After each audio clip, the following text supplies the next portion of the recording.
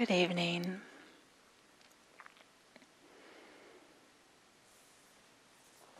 I want to say it's nice to be here with you all because in my mind, I'm meditating with other people, even though I am alone in this room. But I feel the sense, I can see the chats that there's others with us here, others with me here. So tonight I would like to talk a little bit about how we can bring our mindfulness practice even to thinking or thoughts or mental activity. Or often with mindfulness there's an emphasis on being with breathing, being with the body, but of course we can also be with the mind. And our mental activity has such an impact on our lives. It's worthwhile to become more aware of it and to interrupt some of the momentum it might have, some of the compulsive quality it might have, some of the feeling of getting stuck going round and round. And because it's so easy to just get lost into story and mental activity, it's abundantly easy to do that. We often don't fold in mindfulness of mental activity, mental states, until there's a certain amount of stability and steadiness.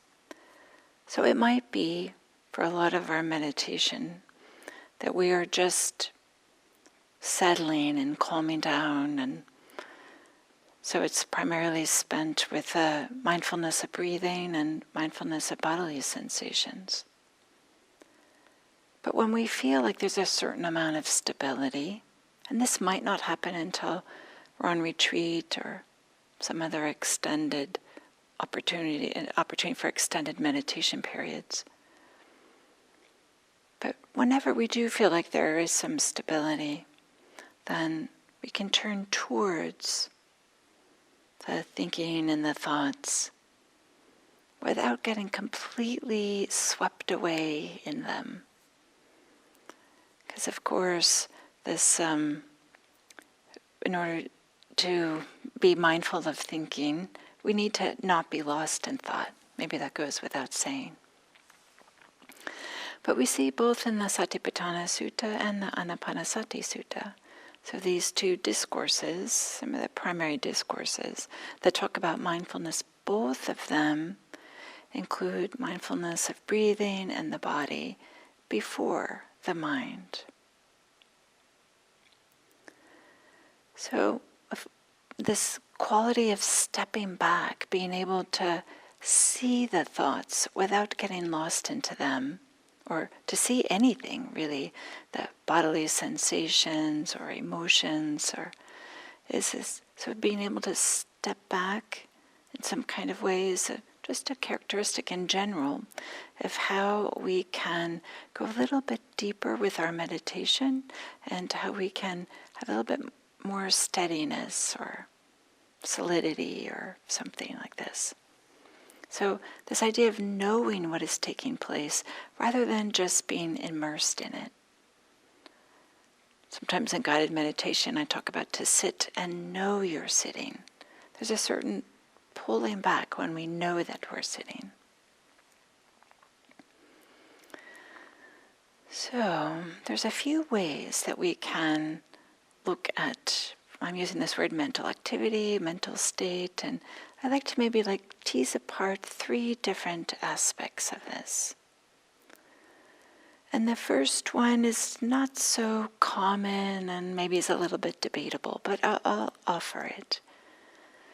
And that is in the Satipatthana Sutta. That is the discourse on the establishments of mindfulness. There's some qualities of the mind that it says is good to notice, helpful to notice. And one is whether the mind is surpassable or not surpassable.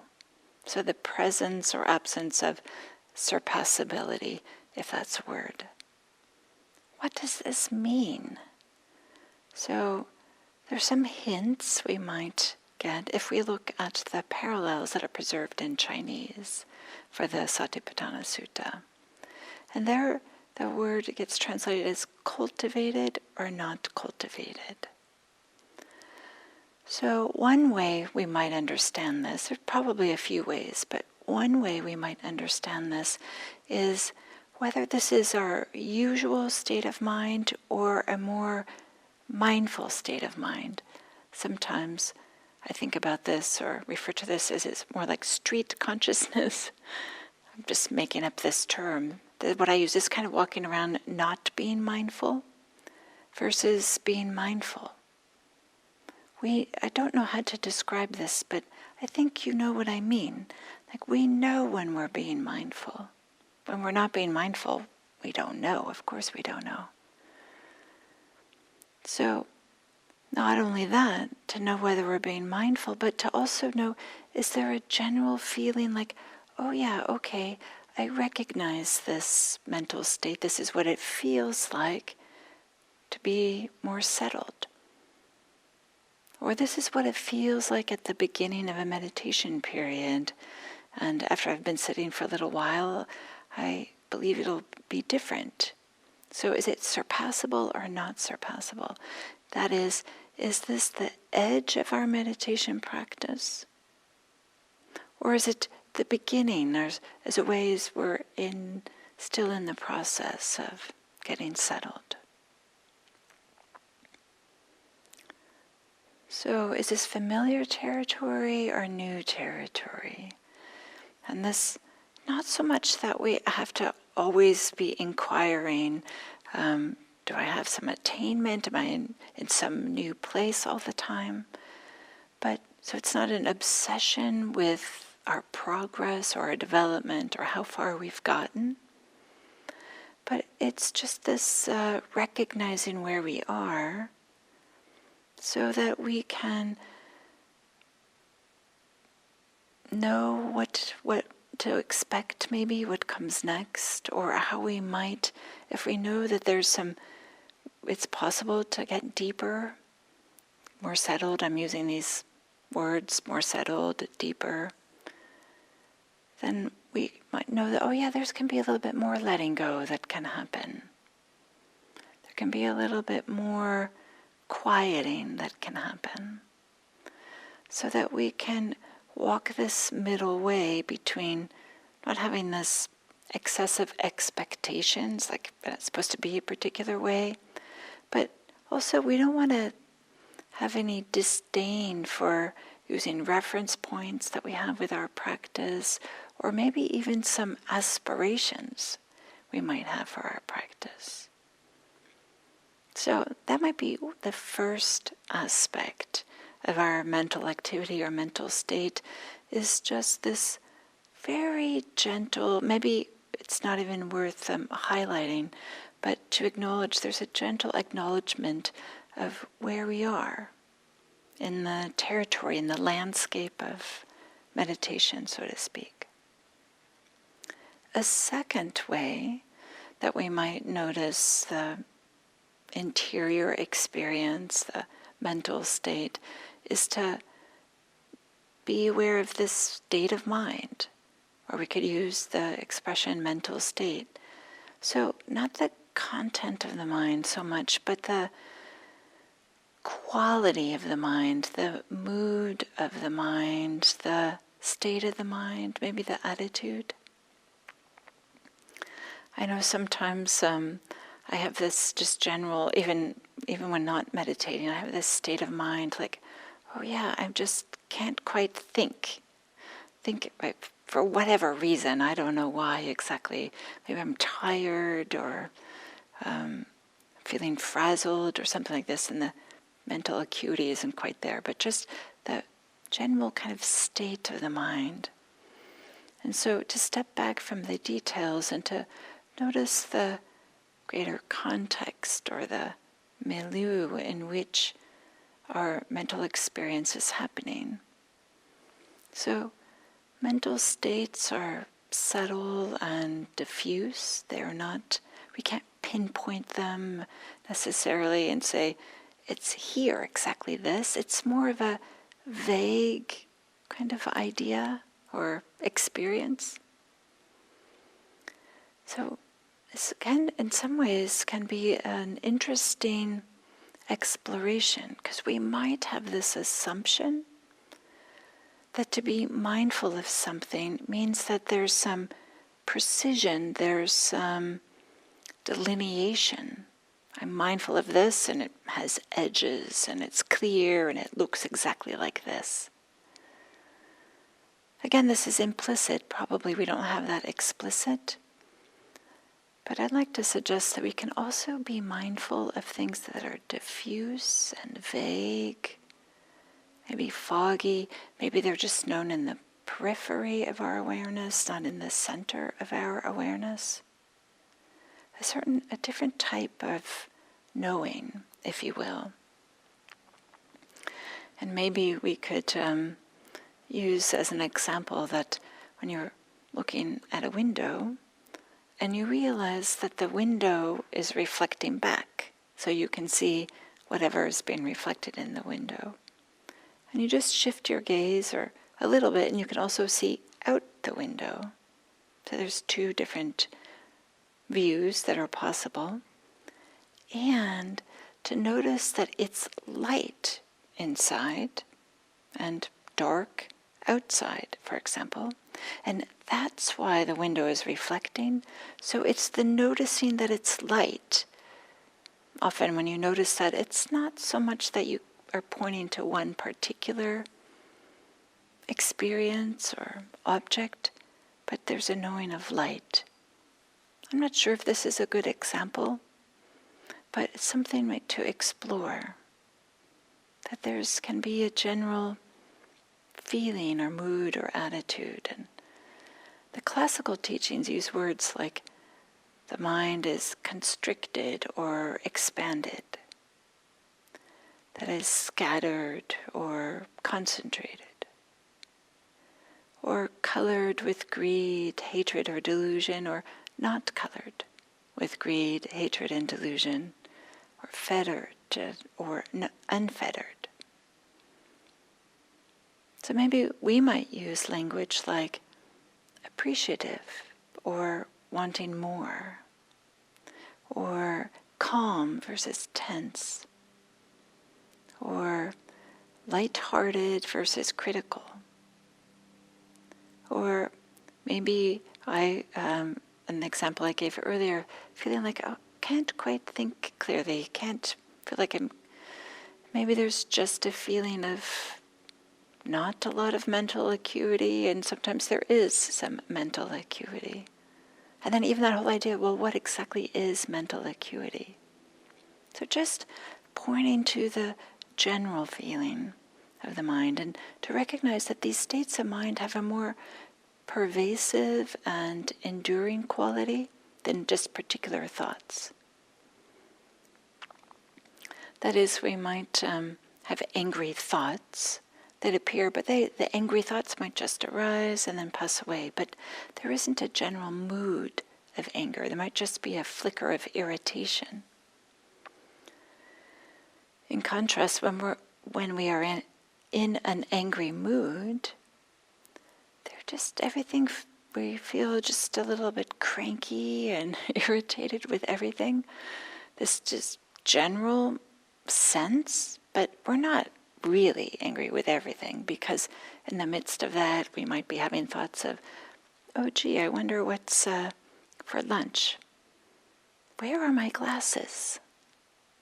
Is it time for me to get onto that Zoom call?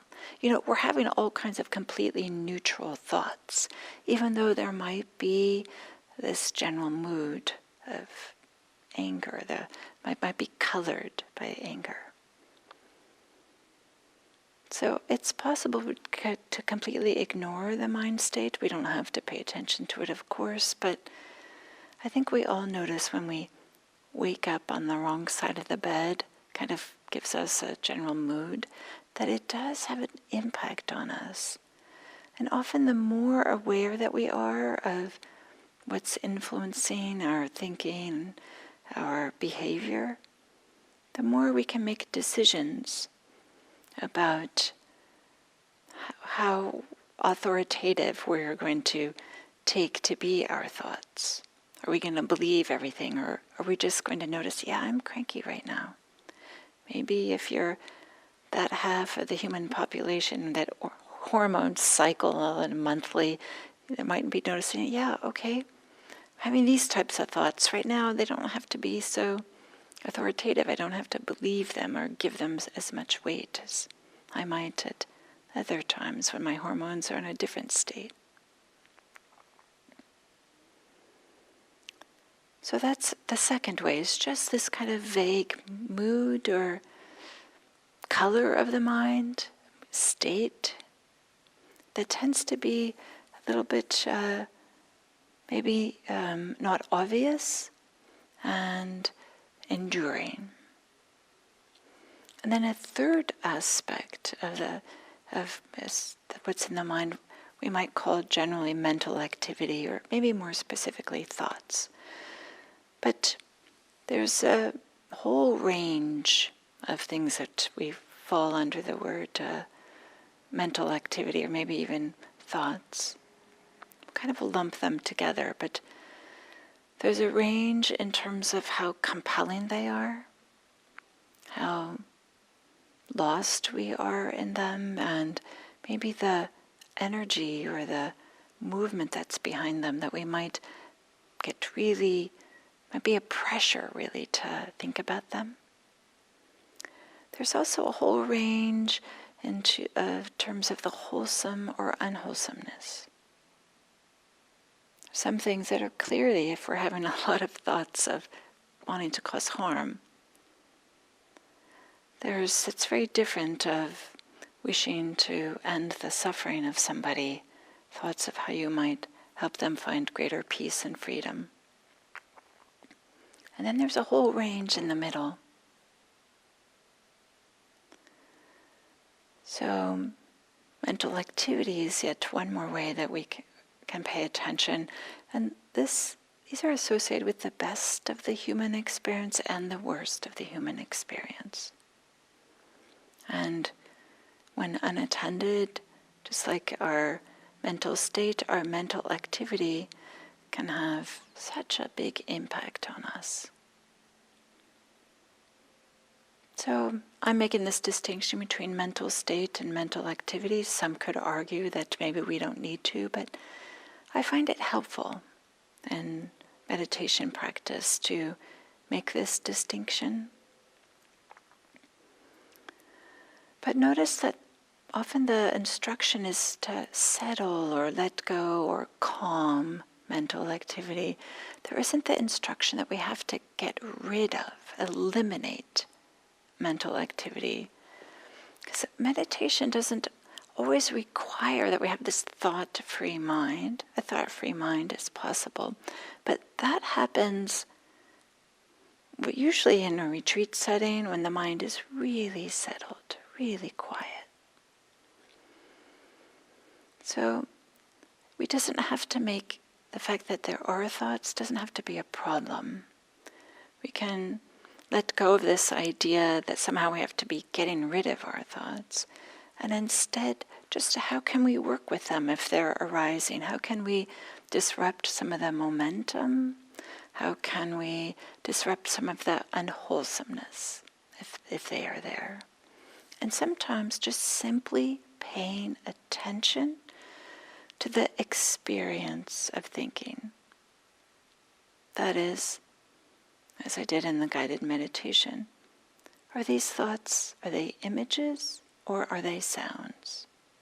And just having that gentle inquiry can be a way that takes some of the momentum away from the thoughts, and that might be sufficient to allow the thoughts to just arise and pass away like thoughts do. Another way is to bring awareness to the sensations of the body. And or any sensations that are pleasant. There might be a feeling of ease or openness or some sense of well-being or okayness that's anchored in the body. So I'm talking about okayness and ease, and one could argue that those also can be mental states. And if one can rest in them, by all means, we can do that. But often it's easier to rest in physical experiences of ease and well-being. And certainly as I mentioned, in the Anapanasati Sutta, as well as the Satipatthana Sutta, mindfulness of breathing or foundations of mindfulness, there's this instructions on mindfulness of the body and mindfulness of breathing before the mind. So we can always just go back to mindfulness of the body or mindfulness of breathing. If we find that our thoughts have a lot of energy behind them or find that they're unwholesome, maybe we can disrupt them or undermine some of the energy underneath them by just being with sensations of the body. Especially if there's some sensations that are associated with well-being or happiness or some contentment. So maybe just an emphasis on rather than having to get rid of our thoughts, we can just have a focus on what's helpful and what's unhelpful. What's wholesome and what's unwholesome? What's skillful and unskillful? And maybe to steer the thoughts, steer some of the mental energy towards what might be more wholesome, more helpful. So, in order to do this, there might be a few tools we can use. And the Buddha, he uses a simile, which I appreciate, that there might be a peg that is in some wood, that we might imagine that it's, and the Buddha says you might want to remove this peg. And in my mind, I'm thinking those dowels, like when you're using IKEA furniture that you're using to join different pieces together. So something like that. And in this Buddha simile, it says that if you want to replace a peg that is in wood, that you use a smaller peg and you can tap it out. So if the dowel, if the peg is rotting and you want to replace it, if you want to not have rotting peg anymore, you can replace it with one that is fresher. And the word in the simile uses to replace a coarse one, use a finer one. So if you were doing the dowels with IKEA furniture, of course, you would use a little bit of a smaller dowel to tap out, using a hammer, tap out the coarser one. Maybe that was a complicated explanation of what was obvious and didn't need that explanation. But the point here is to replace thoughts, replace unwholesome thoughts with more wholesome ones. So, one might be to chant the refuges and precepts. If you find that your thoughts just feel like they have this lot of energy and there's you're feeling stuck with this compulsive going round and around, not really going anywhere, maybe chant the refuges and precepts. That can be uplifting and gives the mind something to do and really can support a sense of openness and ease. Of course, don't do it if it doesn't support a sense of openness and ease. If you find that there are some thoughts of ill will, revenge, or wanting to give somebody a piece of your mind or something like this, something that I've done is chanting the Metta Sutta in my mind. I memorized it, and it was a great support to use it as a tool to be chanting the Metta Sutta. And just the practice of memorizing it was really helpful. So I offer this as something that can be helpful to kind of replace some unwholesome thoughts. Or if not chanting the Metta Sutta, then to just do some loving kindness practice. Bring to mind the phrases of loving kindness and to do them in a way that is easy and available and accessible. That is, not towards the person for whom you're having some ill will, but towards a lovable being. Send some goodwill, some benevolence to a lovable being. So those are some thoughts of some ways in which you might replace some unwholesome thoughts associated with ill will. If you're finding that you're stuck with some lustful thoughts, some sensual desire that is just not helpful, we can do meditation on body parts. This is what the Buddha recommends for the monastics, right, who have a life of celibacy.